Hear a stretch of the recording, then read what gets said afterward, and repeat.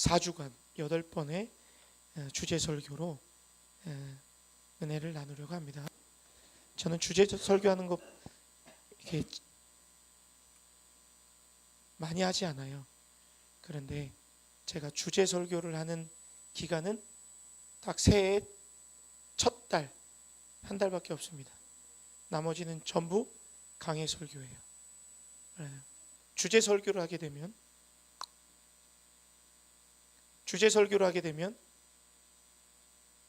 그 목회자가 주제를 정해서 하고 싶은 이야기를 하게 되면 감정에 따라서, 상황에 따라서 다른 소리 할 수도 있어요.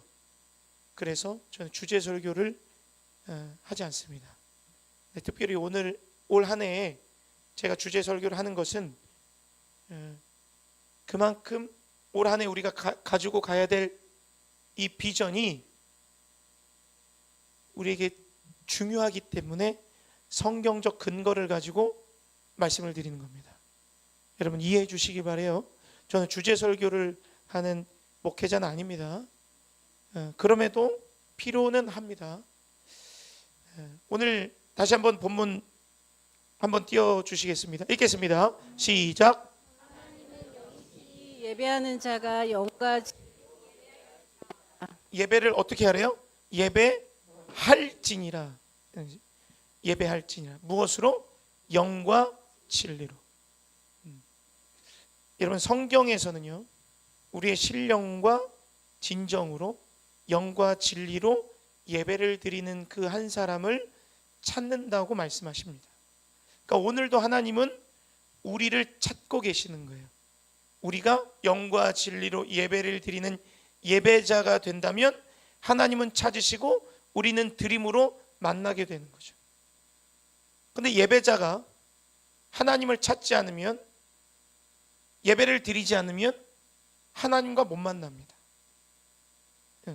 나와 있어도 예배를 숱하게 드려도 내가 하나님 앞에 예배자로 바로 서 있지 않으면 못 만납니다. 근데 영과 진리로 예배를 드리는 이 예배가 무엇이냐?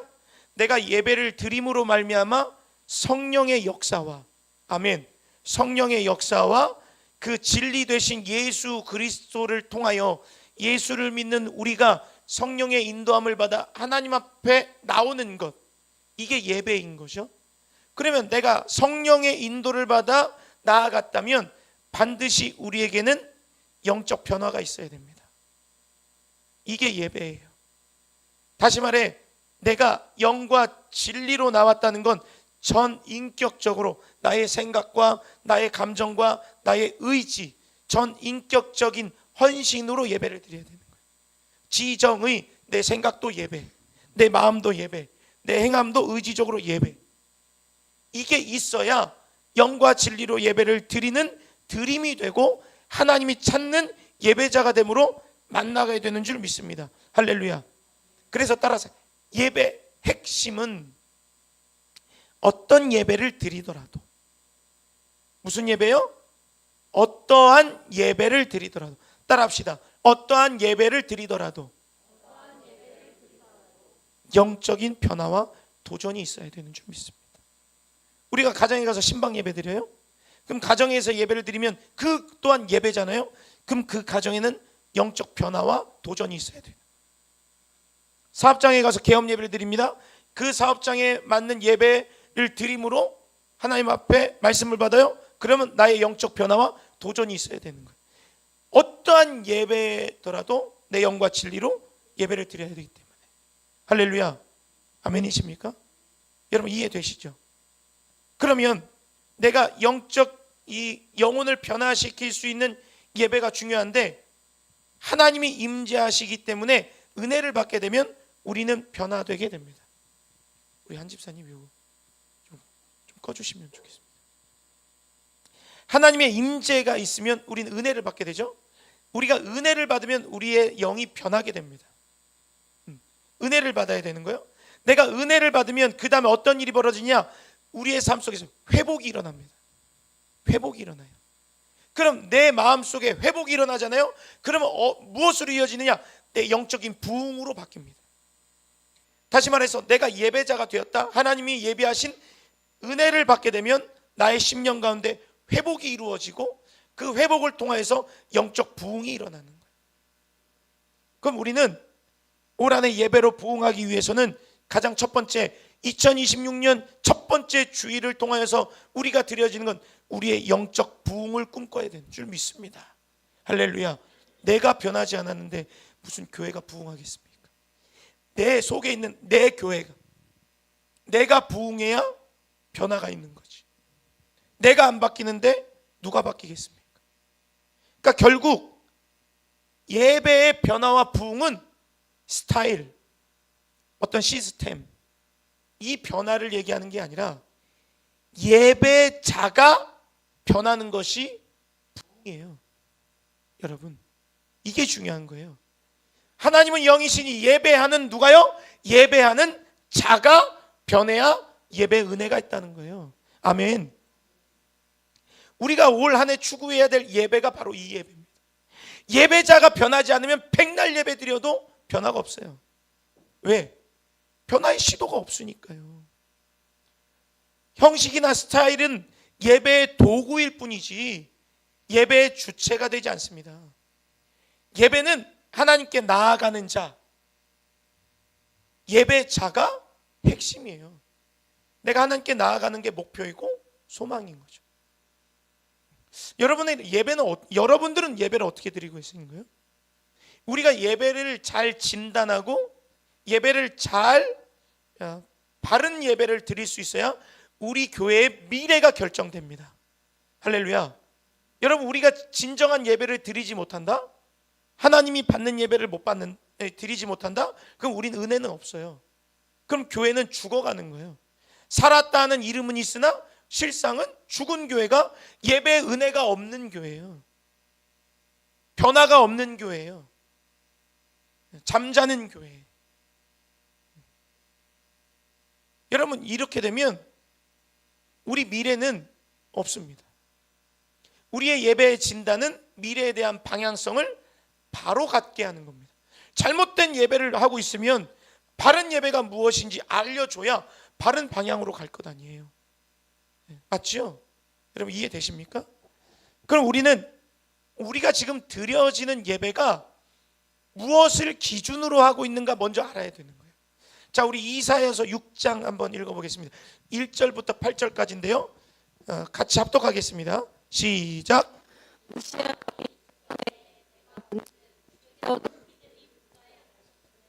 그의 옷자락은 성전에 가득하였고 스랍들이 모시고 섰는데 각기 6날개가 있어 그 둘로는 자기의 얼굴을 가리었고 그 둘로는 자기의 발을 가리었고 그 둘로는 날며 서로 불러 이르되 거룩하다 거룩하다 거룩하다 만군의 여호와의 그의 영광이 온 땅에 충만하도다 하더라. 이같이 화합하는 자의 소리로 말미암아 문지방의 터가 요동하며 성전의 연기가 충만한지라. 그때 내가 말하되 화로다 나여 망하게 되었도다. 나는 입술이 부정한 사람이요 나의 입술이 부정한 백성 중에 거주하면서 만군의 여호와의 신왕을 배웠음이로다 하였더라.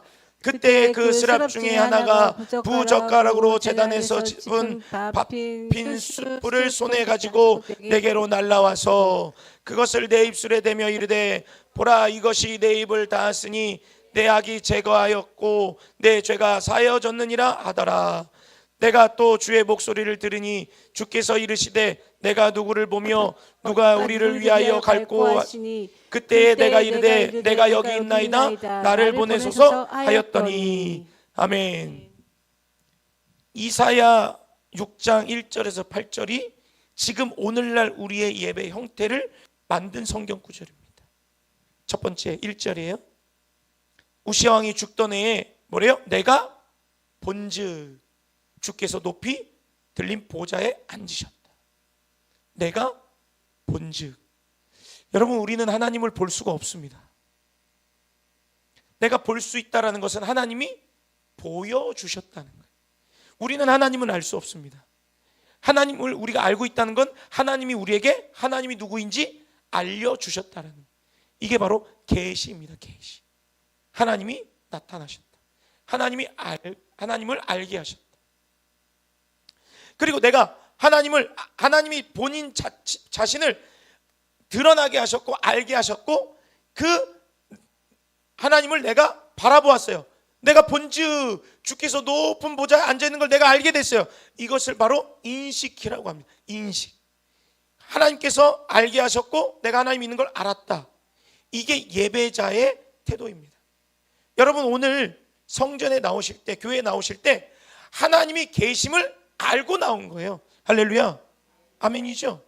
여러분 이게 처음 시작할 때 여러분들이 교회에 나오는 발걸음이 됩니다. 하나님을 알고 내가 하나님께서 나를 알고 또 내가 알게 하셨기에 하나님께 나온 거예요.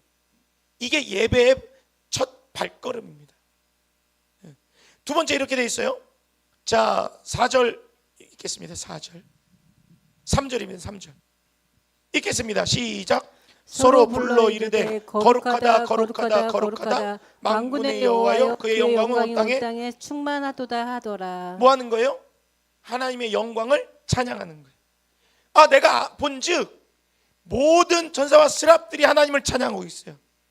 그분은 존재 자체만으로도 찬양을 받으실 분이고 그분은 위대하신 분이고 그분의 성품은 거룩하신 분이기에 우리는 하나님이 우리에게 계시로 알게 하시고 우리가 알고 있는 하나님은 오직 찬양을 받으시기에 합당한 분이시오. 우리가 이 교회에 나와서 예배드림은 하나님께 찬양과 경배를 올려드리기 위함이에요. 그래서 여러분들이 교회에 발걸음을 한 것은 하나님을 인식하였기에 그분께 뭐하러 온 거예요? 찬양하러 온 거예요. 그래서 처음에 찬양하는 이유가 거룩하다 거룩하다 거룩하다. 그래서 인도자들은 배워야 되는 거예요. 나의 찬양 인도는 처음 예배드릴 때 인도는 나의 감정이나 내가 좋아하는 곳을 곡을 선정하는 것이 아니라 오직 하나님께 영광 올려드릴 수 있는 곡으로 콘티를 짜는 게 성경적 찬양 인도예요. 할렐루야. 그래서 나올 때 첫 예배할 땐 오직 하나님께 영광 올려드려. 이게 우리에게 있는 찬양과 고백이에요. 그리고 예배 시작할 때 교회 오면 우리가 뭐 합니까? 5절 읽어볼게요. 5절 읽겠습니다. 시작. 내가 내 화로다 나여 망하게 되었도다. 나는 입술이 부정한 사람이요 나는 입술이 부정한 백성 중에 거주하면서 만군의 여호와시 왕을 배웠음이로다 하였더라. 내가 하나님 앞에 나왔을 때에 내가 깨닫는 거야. 아, 내가 죄인이구나. 내가 죄인이구나. 내 입이 화구나. 망했다. 그래서 제가 몇 번 설교할 때 말씀드렸죠. 교회 처음 나와서 예배당에 앉으면 뭐라 그랬어요? 기도하라 그랬죠. 회개 기도. 왜? 교회에 나와서 예배를 드릴 때 나의 죄가 있으면 하나님과 막힌다고요. 그래서 회개에 기도를 해야 되는 거예요. 자기의 반성과 회개의 고백을 통하여서 하나님께서 우리에게 죄 사함을 주시는 은혜를 입어야 된단 말이에요. 6절이에요. 자, 그 중에 스랍이 제단에서 숯불을 가지고 와서 내 입을 지지는 거예요. 7절까지 볼게요. 날라와서 내 그 숯불을 내 입술에 대니 내 입에 닿으니 악이 제거되었다. 내 죄가 사하여졌다. 하나님 앞에 내 죄를 통회하고 자복할 때 내 죄가 사함받는 것이 바로 은혜인 거예요. 은혜. 여러분 그래서 회개 기도하라는 거예요. 나와서 찬양하고 하나님 앞에 나의 죄를 고백하고 그 죄를 고백을 통하여서 하나님이 나의 죄를 사하여 주시는 거예요. 이게 우리의 예배 형태를 그대로 가지고 있는 거예요. 그러면 그 다음에 내 죄를 사하여 주시면 무엇이 그 다음에 우리에게 있는 은혜이냐? 바로 7절 8절에 보세요. 8절 읽겠습니다. 시작. 내가 또 주의 목소리를 들으니 주께서 이르시되 내가 누구를 보내며 내가 우리를 위하여 갈고 하시니 그때 내가 이르되 내가 여기 있나이다 나를 보내소서 하였다. 자, 이 8절 그대로 두세요. 내가 죄를 사함 받았어요. 그리고 이제 내 죄가 깨끗해졌어요. 회개해서. 그러면 그 다음에 어떤 일이 벌어지냐? 하나님이 말씀의 은혜를 주시는 거예요. 내가 주의 목소리를 들으니, 목소리가 들렸다 하면 뭐 하는 거예요? 하나님이 말씀을 허락하신 거예요. 그러니까 제단에서 하나님의 말씀이 허락되어 선포될 때 죄를 깨끗이 씻음 받은 사람은 말씀을 받아 은혜를 받게 되어 있어요. 그럼 이 시간에 말씀을 통하여서 하나님의 말씀이 선포되는 건 은혜 받고 죄를 사함 받는 자에게 은혜요, 아직까지 죄가 있는 자에게는 들리지 않는 그 돌짝밭 길가 가시밭 같은 마음에서 심겨지지 않는 말씀이 되는 거예요. 이해가 되십니까? 그러니까 누가 중요한 거예요? 예배자가 중요한 거예요. 예배자가. 그 말씀을 받으면 우리는 그 말씀의 은혜를 받고 어떤 상태로 변하느냐? 응답하게 됩니다. 은혜를, 말씀이 들려졌어요. 주께서 이르시되 내가 누구를 보내며 누가 우리를 위하여 갈고, 말씀을 통하여서 사명을 주시니 그때에 내가 이르되 내가 여기 있습니다. 나를 보내주세요. 하나님이 사명을 주시고 그 은혜를 주실 때 은혜 받은 자가 헌신과 응답을 하게 되는 거예요. 그리고 파송받게 되는 거예요. 그러니 말씀 이후에 축복하고 파송 보내는 거예요. 여러분, 이제 예배 형식이 왜 이렇게 이루어졌는지 아시겠지요? 그래, 다시 말해서 예배는요, 하나님 계신 곳에, 우리가 임재 있는 곳에 나아가 나를 드리는 겁니다. 그분은 거룩한 존재이고 우리의 찬양을 받기에 합당하신 분이, 우리의 죄를 고백하고 용서함 받을 때 하나님이 예비하신 은혜와 말씀을 받을 수 있죠. 그럼 우리는 말씀에 순종함으로, 사명을 감당함으로 응답해 나가는 거예요. 이것이 우리에게 주신 하나님의 복이란 말. 그런데요, 우리가 온전히 드린 예배가 없는 사명은요, 일이 됩니다. 이해가 되세요? 온전한 예배가 없는 사명 감당은 의무와 일이 돼버려요. 그러면 예배는 안 드리고 일만 하는 거예요. 봉사하고 헌신하고. 그 예배를 안 드리니까 회개가 없어요. 그러면 일하다가 감정이 상해. 그 감정적 소비가 일어나요. 그러다 보면 어느 날 이 감정의 소비가 계속 있으니까 일하다가 번아웃돼서, 나 번아웃돼서 못하겠어요. 그런 분들을 잘 보면 예배를 잘 드리지 않습니다. 회개가 없습니다. 하나님이 우리를 바라볼 때에 우리가 낮추고 하나님께 은혜를 받은 사람은 기꺼이 응답하고 보내심에 순종하는 거예요. 우리 예배 어떻게 드리시나요? 여러분 잘 보세요. 올 한 해 우리가 드려야 되는 예배예요. 그렇다면 그동안 우리의 예배가 두 가지 종류가 있었다는 걸 깨달을 수 있어요. 첫 번째는요, 예배를 보았다. 두 번째는요, 예배를 드렸다입니다. 첫 번째 뭐라고요? 예배를, 그게 뭐라고요? 보았다. 두 번째는요, 예배를 드렸다. 보았다와 드렸다의 차이가 엄청난 큰 차이가 됩니다. 자, 예배를 보는 거는요, 다 그런 건 아니겠지만 오락적 예배가 되는 거예요. 여러분 극장 가시면 영화나 드라마 같은 걸 보면 그 극본이 있죠. 극본, 대본. 그게 예배 주보가 되는 거예요. 극본, 주보가 돼요. 그리고 성도님들은 관객이 되는 거예요. 예배를 보는 건 관객이 되는 거예요. 그럼 인도자들은요, 배우가 되는 거예요. 배우.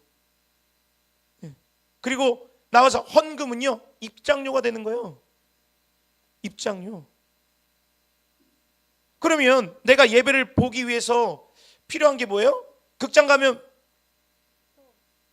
표 사고, 그 도윤아 영화 보러 그 CGV 가봤어? 그러면 표 끊고 기다리면서 엄마한테 뭐 사달라 그래? 팝콘하고 또 그거 되는 거예요. 보러 오는 거예요. 그러다 보면 어떤 일이 벌어지느냐?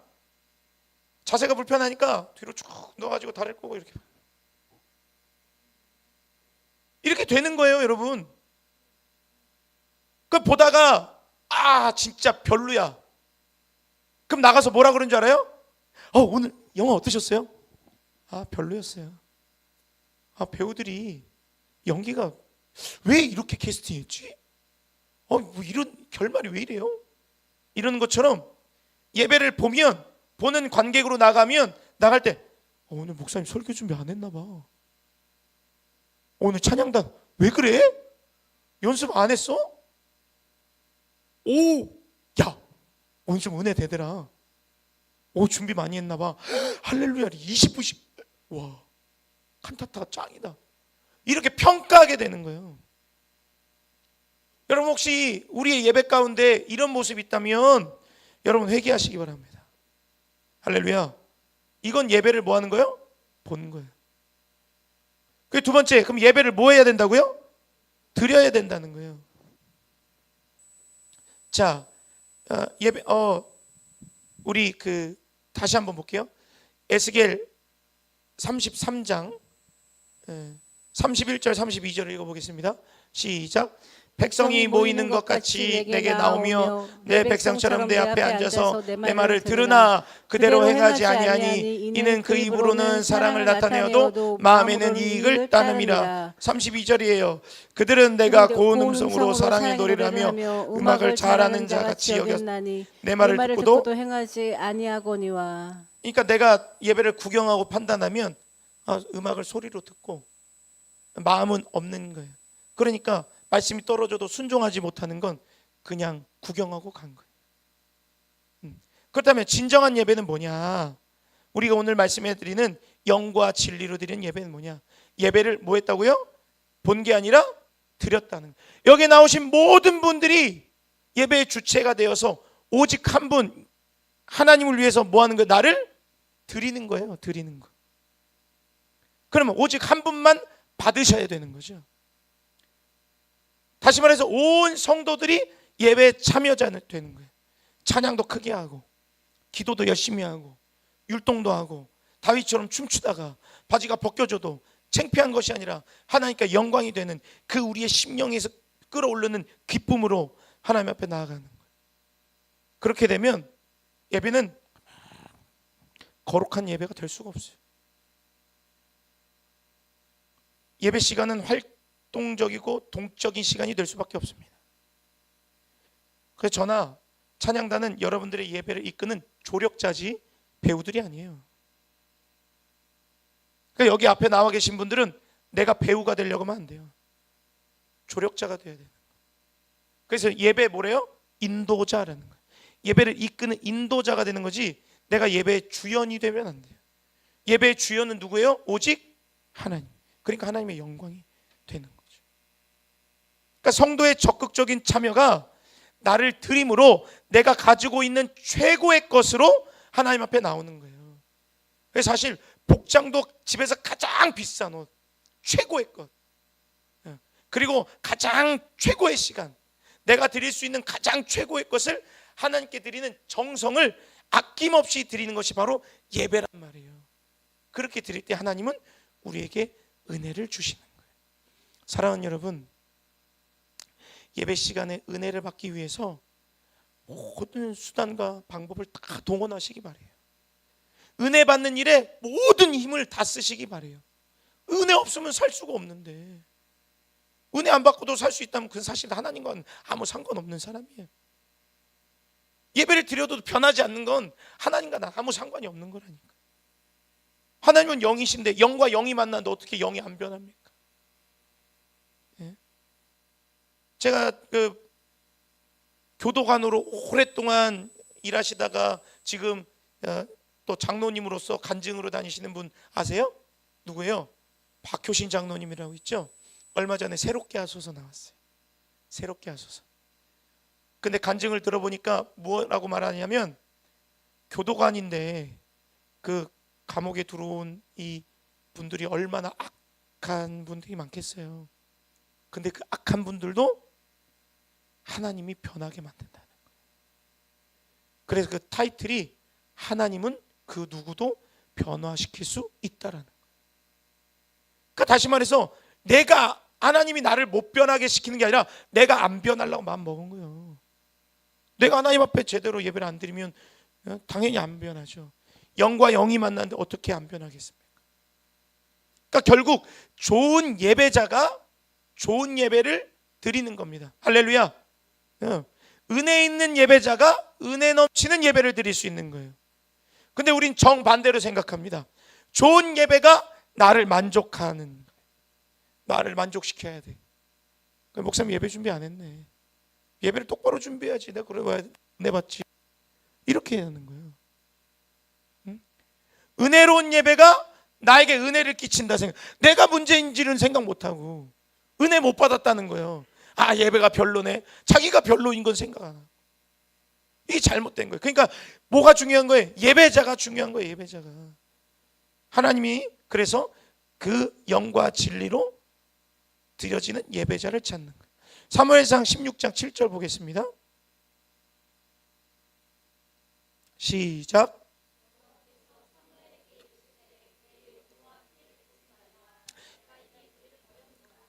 내가 보는 것은 사람과 같지 아니하니 사람은 외모로 보시고 나 여호와는 중심을 보시니라. 할렐루야. 우리의 중심이 오직 하나님께 영광되고 하나님만 바라보시기를 주님의 이름으로 축원합니다. 뭘 하네 여러분, 이렇게 예배드려야 돼요. 오직 중심이 하나님께만 있는 예배가 돼야 돼요. 한 가지만 더 하고 오늘 첫 번째 시간 마칠게요. 그렇다면 예배에 방해 요소가 있더라 이겁니다. 이게 나에게 있나 한번 점검해 보세요. 그래야 나머지 7번의 예배 설교를 통하여서 올 한 해 예배 방향이 바뀌어갈 거예요. 그럼 나에게 방해 요소가 있나 보세요. 첫 번째, 관심이 부족합니다. 뭐에 대한 관심이 부족하냐? 죄에 대해서 무감각한 거예요. 자, 이사야 59장 1, 2절 읽겠습니다. 시작. 여호와의 손이 짧아 구원하지 못하심도 아니요 귀가 둔하여 듣지 못하심도 아니라 오직 너의 죄악이 너희와 너희 하나님 사이를 갈라놓았고 너희 죄가 너희 얼굴을 가리어 너희에게서 듣지 않게 하니. 나와 하나님 사이에 뭐가 막혔다고요? 죄 때문에 막혔단 말이에요. 근데 나는 깨끗하다 이거요. 나는 죄진 거 없다. 죄에 대해서 무감각해지는 거예요. 그러면 은혜 절대 못 받습니다. 여러분, 내가 짓고 있는 죄에 대해서 예민하시기 바래요. 관심이 없는 거예요. 죄에 대해서. 그 현실을 회피합니다. 나는 아니야. 나는 아니야. 천만에요. 누구도 해당되는 거예요. 누구도 이 죄에서 자유로울 수 없습니다. 자, 두 번째, 관계 때문에 나오는 거예요. 예배를 방해하는 요소. 내가 하나님을 만나고 내가 하나님을 만나기 위해 나온 게 아니라 하도 옆에서 닥달하니까, 와이프가 닥달하니까 가주는 거예요. 예? 엄마가 닥달하니까 가주는 거예요. 엄마가 안 가면 잔소리하니까 가주는 거예요. 아빠가 목사니까 가주는 거예요.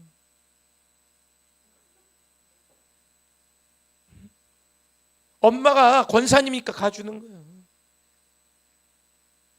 내가 교회 안 나오면 잔소리하니까 나와주는 거예요. 이러면 은혜 못 받아요. 내가 진짜 하나님을 원하고 하나님께 모든 것을 쏟을 수 있는 예배가 되어야 되는데, 그렇지 못하면 예배가 방해된다. 이게 또 뭐가 있냐? 적극성이 없어요. 적극성이 부족한 거예요. 그러니까 의욕이 없어요. 필요의식을 못 느껴요. 이사야 29장 13절 한번 읽어보겠습니다. 시작. 주께서 이르시되 이 백성이 입으로는 나를 가까이 하면서 입술로는 나를 공경하나 그들의 마음은 내게서 멀리 떠났고 그들이 나를 경외하면 사람의 계명으로 가르침을 받을 뿐이라. 마음이 없는 거예요. 마음이 없으면 뭐가 있다고요? 핑계만 있어요. 마음이 있으면 길을 찾아요. 그러니까 내가 하나님 앞에 나올 수 있는 마음이 있다면 얼마든지 있는데 필요 의식을 못 느끼는 거예요. 그리고 또 뭐라 그래요? 하나님께 나왔을 때 이 예배를 배움의 한 시간으로만 오, 좋은 말씀이다. 내가 그렇게 살아야지. 도덕적으로 깨끗하게 살아야지. 아니요. 이 말씀은 교훈만 주는 게 아니라 이 말씀은 우리의 영원한 생명을 주는 말씀입니다. 생명인 줄 믿습니다. 우리의 마음이 있어야 변할 수 있는 거예요. 마음이 없으면 절대 안 바뀌어요. 밥을 갖다 떠먹여줘도 내가 씹어 먹을 마음이 있어야 먹는 거죠. 마음이 없는데 어떻게 아무리 은혜를 받으라고 설교를 하고 기도를 해도 내가 안 하면 아무 소용이 없는 거예요.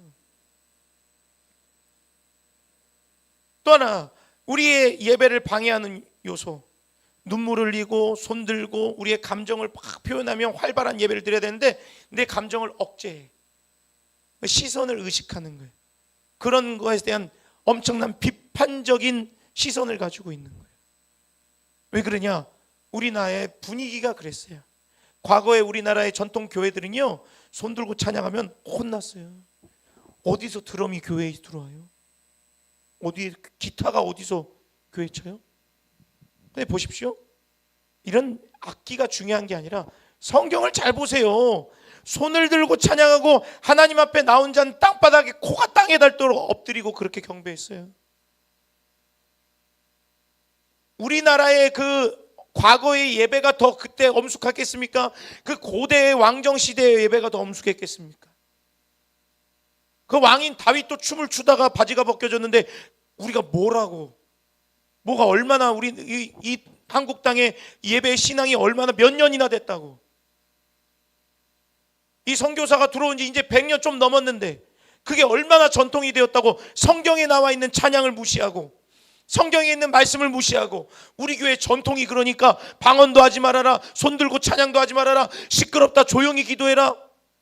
그건 누가 정한 거예요? 사람들이 정한 거예요, 여러분. 그게 예배를 방해하는 요소가 된단 말이에요. 할렐루야. 성경대로. 손 들고 찬양하라면 찬양하고 목소리 높여 찬양하라면 찬양하는 거죠.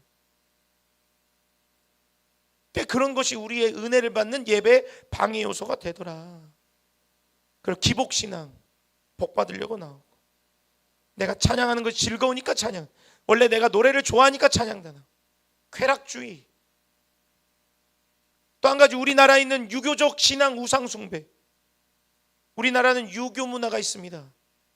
그래서 시간을 정해놓고 물을 떠고 그 담벼락 밑에 가가지고 흰 옷을 목욕제게 하고 하얀색 옷을 입고 깨끗하게 하고 그렇게 신을 섬기면 잘 된다는 정성을 들였어요. 아직도 예배에 나오는 이 그리스도인들이 이 유교적 우상숭배의 그 형식으로 하나님 앞에 정성을 다하면 비나이다 내가 기도한 모든 것들이 들어주는 줄 믿습니다, 이렇게 기도하는 사람이 많단 말이에요. 우리의 풍토가 유교가 있기 때문에. 그래서 조금만 흐트러지면 안 돼. 시간을 조금만 어겨도 안 돼. 그러니까 어떤 의례 중심, 정확히 해야 돼. 이런 게 우리의 예배 방해. 물론 하나님께 정성을 다하고 늦지 않고 정해진 시간에 와야 되죠. 그러나 우리가 가지고 있는 하나님은 나의 만족을 위해서 주시는 게 아니라 우리는 그분이 있는 존재만, 우리를 구원해 주신 그 은혜만으로도 하나님 앞에 정성을 다하여 예배를 드려야 되는. 마지막으로 형식주의. 사랑하는 여러분, 우리 예배를 진단해 보세요. 예배자로 나와 있는가, 예배를 보러 나와 있는가? 내가 가지고 있는 최선을 다해서 예배를 드리고 있는가, 아니면 그냥 하던 대로 하고 있는가? 여러분, 앞으로 우리 충만교회는요, 영적인 감동과 변화를 이끌 수 있는 살아있는 예배를 드리기에 생명을 걸어야 되는 줄 믿습니다. 할렐루야. 예배에 나와서 그냥 자리만 채우고 돌아가는 건 소용이 없는 거예요. 누가 손해인 거예요? 내가 손해인 거예요, 자신. 그게 다양한 시도를 할 거예요. 엄숙한 예배도 필요합니다. 전통 예배도 필요해요. 그러나 때로는 하나님 앞에 열정을 다해 찬양하고 예배 드리고 뛰는 것도 필요한 거예요. 어떠세요? 신년 예배 때 꽉 차가지고 막 뛰니까 얼마나 기쁘고 감사해요. 거기 옆에 보니까 권사님, 장로님도 뛰던데요. 그래, 모든 예배에 적극적으로 참석하셔야 돼요. 그 예배에 참석할 때 우리의 영과 하나님의 영이 만나면 그때 치료와 회복을 경험하게 되는 거예요. 특별히 요즘 친구들, 요즘 시대 사람들은요, 변화에 민감하고요, 빠른 변화를 추구해요. 그래서 제가 리더를 다시 세운 거예요. 대언이도 하고 수혜도 하고. 오늘 예배 때는요, 2부 예배 때는요, 사모가 찬양인다, 때로는 저도 찬양인다. 계속 이런 변화를 시도함으로 색다름을 통하여 내가 예배에 집중할 수 있도록 도구로서 쓰는 거지. 그래서 우리의 다양한 변화를 통해서 예배에 집중할 수 있도록 할 겁니다. 그 찬양의 목적도 분명합니다. 시간을 때우려고 찬양하는 게 아니라 내가 하나님 앞에 영광을 올리기 위해서 그분의 이름을 높이는 것이 찬양이에요. 교회 나오실 때 회개기도 꼭 하시고, 이곳 가운데 성령이 역사하실 수 있도록 누가 만드는 거냐? 우리가 만드는 거예요. 우리가 영으로 기도하면 기도할 때 그곳 가운데 하나님의 역사가 임하는 거지, 우리가 기도 안 하면 영은 떠나요. 아멘. 그러니까 우리가 이 공간을 성령이 역사하는 공간으로 만들어야 된다. 그러니까 영적 영향력을 끼치려면 영성을 공격적으로 예배를 드려야 되는 거예요. 말씀 맺겠습니다. 오늘 말씀을 통해서 도전 받으신 점 있습니다. 도전 받고 은혜를 받고 나아가는 예배는요, 내가 예배자 되었다는 예배로서의 성공을 말하는 거예요. 그런데 아무 변화가 없어요. 잘했네. 예배 보고 하잖아요. 내 개인적으로는 예배 실패한 거예요. 할렐루야. 여러분, 어떤 예배든지 영적 변화를 이루시고 어떤 예배든지 예배자로서의 성공을 이루시기를 주님의 이름으로 축복합니다. 나의 심적 부흥을 통하여서 하나님을 만나고 하나님이 주신 은혜로 충만하시기 바래요. 그럼 영적인 교제를 통하여서 성령이 충만하시기 바래요. 하나님이 일하실 겁니다. 하나님이 부흥시켜 주실 거예요. 하나님께서 역사하실 점이 있습니다. 그래서 오늘 2026년 우리 교회가 교회답게, 교회가 예배드리는 교회로서 교회가 교회되고, 예배드리는 교회로서 예배가 예배되고, 하나님이 기뻐하시는 교회, 하나님이 찾으시는 교회, 쓰실 수밖에 없는 교회, 하나님이 머무시는 교회, 일하시는 교회가 되기를 주님의 이름으로 축원합니다. 우리 2026년 예배의 생명을 거시고 여러분 예배 자리를 지키시기 바랍니다. 오늘 이 찬양 고백하면서 우리의 결단을 하며 나아가길 소망합니다. 우리에게 소원이